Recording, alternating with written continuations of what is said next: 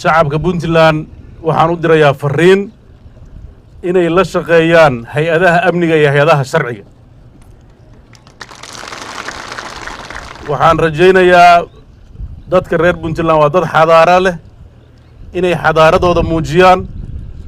waxaan rajaynayaa waad ogtihiin nidaamka xisbiyada waa la furay, ninkii dood qaba, ninkii siyaasiyan dowladda mucaaradaya waxaa loo fura minbarro ay ka hadlaan. 10 urur siyaasadeed baa jira.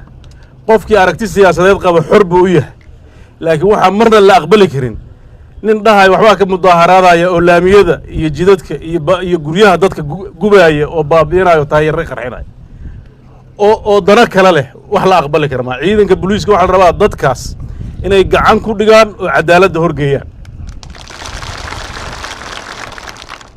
waxaan u rajaynaynaa dadka baayadan dambe caadaystay iyagoo dano siyaasiyiin degaano kala jooga ka fulinaya inay dadka kiciyaan. booliiskii hore waa ka duwan yahay. waxaa dacwad lagu soo oogayaa meel kastoo aad joogtid oo dembi ku geshid. facebookga xataa haddaad dembi ku geshid dembi baarayaasha ku soo qabanayaan.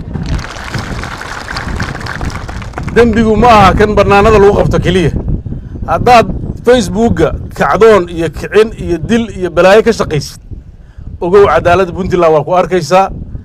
ama magac gabdheed facebookga saarso ama mid odayeed saarso, adiga ku taalla waa ku soo qabanaya.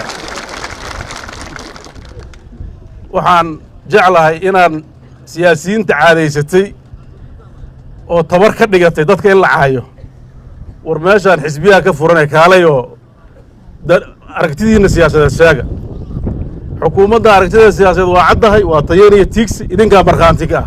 sidaan ii tababarnay xeradaan maalintaan imisa u ekeed waa ogeedeen. isbeddelka ku dhaca ciidamada waa u jeedaan, mushaharooyinka waxa ku dhaca waa u jeedaan. xisbiyadii dimuqraadiyaddaan furnay. cadaaladda waa qodobada ugu weyn oon hadda ka shaqayn doonno, horena uga shaqaynay.